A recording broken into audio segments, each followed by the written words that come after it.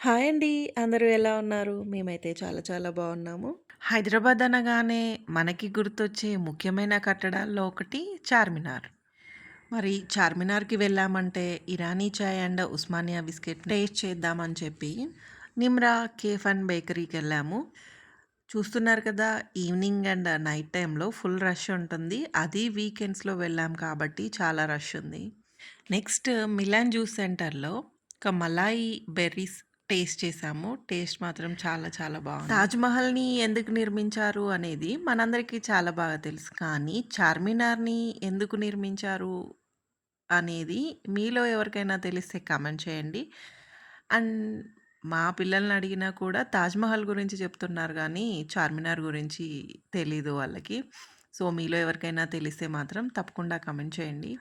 అసలు చార్మినార్‌ని ఎందుకు నిర్మించారు? అండ్ మా షాపింగ్ వీడియోస్ అన్నీ ఉంటాయి. So, stay tuned for more information videos. Thank you.